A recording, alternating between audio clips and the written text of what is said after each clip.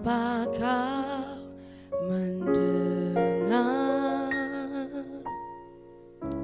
seruan hatiku? Tak pernah kau lepaskan dari kasih-Mu.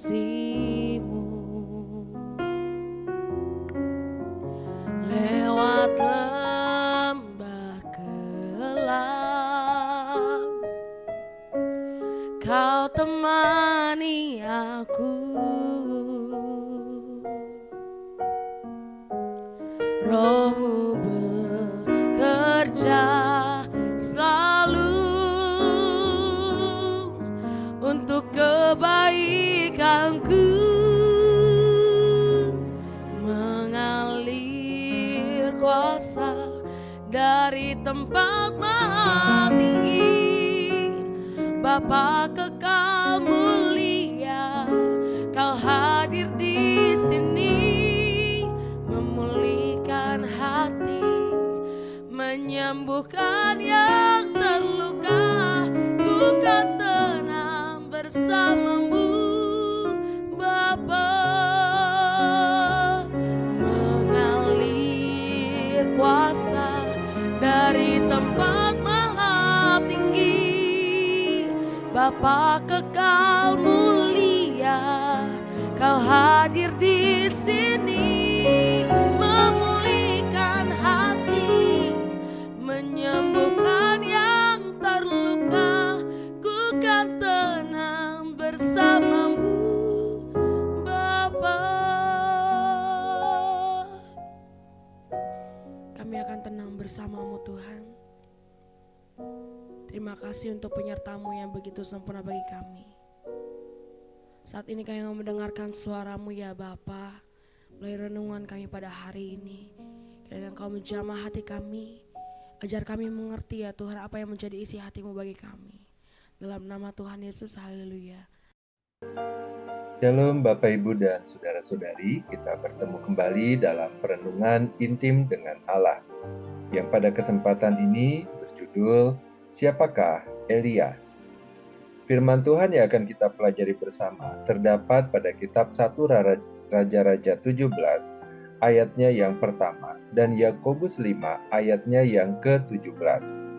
Kita akan membaca bersama kitab 1 Raja-Raja 17 ayat yang pertama, dan di dalam pembahasan renungan kita juga akan membaca dari Yakobus 5 ayatnya yang ke-17. Demikianlah firman Tuhan yang terdapat di dalam 1 Raja-Raja 17 ayatnya yang pertama. Lalu berkatalah Elia orang Tisbe dari Tisbe Gilead kepada Ahab, "Demi Tuhan yang hidup, Allah Israel yang kulayani, sesungguhnya tidak akan ada embun atau hujan pada tahun-tahun ini, kecuali kalau kukatakan." Bapak, Ibu, dan Saudara-saudari, ketika kita membaca kitab 1 Raja-Raja 17 ayat 1, mungkin sekali kita bertanya-tanya siapakah Elia dan mengapa tiba-tiba namanya tercatat di dalam kitab 1 Raja-Raja 17. Elia lahir di Tisbe, sebuah desa di daerah Gilead, dan muncul di masa ketika Raja Ahab memerintah di Israel Utara. Pada masa itu, bangsa Israel hidup dalam kondisi yang penuh dengan tantangan dan kebingungan, di mana kepercayaan kepada Allah yang benar, Allah yang suci, agung, dan mulia, seringkali terganggu oleh pengaruh agama-agama lain dan penyimpangan moral dalam masyarakat yang terjadi pada saat itu. Bapak, Ibu, dan Saudara-saudari, setelah masa pemerintahan Salomo, Israel terpecah menjadi kerajaan Israel Utara dan Israel Selatan yang juga disebut dengan nama Yehuda, akibat kegagalan dari Rehabeam dalam memimpin di mana kebijakannya keras dan tidak bijaksana. Kerajaan Israel Utara mengalami sejumlah masa-masa sulit karena banyak raja yang memerintah dengan cara yang tidak benar dan menyembah berhala, sehingga mereka mendapatkan hukuman dari Tuhan. Demikian juga dengan kerajaan Yehuda. Walau lebih stabil dari Israel Utara, tetap terjadi pelanggaran terhadap perintah-perintah Allah, sehingga mereka pun mendapatkan hukuman dari Tuhan. Namun Tuhan tetap setia kepada umat-Nya dan mengutus nabi-nabinya, termasuk diantaranya adalah Nabi Elia, untuk menyadarkan kembali bangsa yang terhilang itu. Misi utama Elia adalah untuk memulihkan kebenaran dan kesetiaan kepada Allah di antara bangsa Israel yang terbelah dan terpengaruh oleh ajaran-ajaran asing. Dia memprotes penyembahan berhala yang merajalela dan menyerukan umat untuk kembali kepada Allah dengan sepenuh hati. Selain itu, Elia juga menjadi suara bagi kaum yang tertindas dan dianiaya, seperti dalam kisahnya dengan Ratu Isabel yang mengejar nyawanya. Elia menegaskan pentingnya hubungan pribadi dengan Allah dan taat kepadanya sebagai esensi dari kehidupan iman yang benar. Dengan demikian, Nabi Elia adalah tokoh penting dalam Alkitab, terutama dalam kitab 1 dan 2 Raja-Raja. Ia dikenal karena ketekunan, iman, dan ketergantungan pada Tuhan. Ayat 1 di dalam Raja-Raja 17 yang pertama tadi menyatakan bahwa Elia diutus oleh Tuhan untuk menegur Raja Ahab dan menentang penyembahan berhala. Meskipun menghadapi penganiayaan dan ancaman, Elia tetap teguh dalam panggilan dan imannya. Bapak, Ibu, dan saudara-saudari, jika kita melanjutkan pembacaan firman Tuhan, kita akan menemukan bahwa ketekunan Elia juga terlihat dalam pertarungannya dengan para nabi Baal di Gunung Karmel. Ia memohon kepada Allah untuk menunjukkan kuasanya, dan Allah berkenan untuk menjawab kepercayaan Elia akan kekuasaan Allah untuk membawa hujan setelah 3 tahun kekeringan. Elia juga menunjukkan ketergantungan yang mendalam pada Allah ketika ia menaati perintah Allah dengan menyembunyikan diri di sungai Kerit. Alkitab mencatat bahwa Allah menyediakan makanan dan minuman baginya.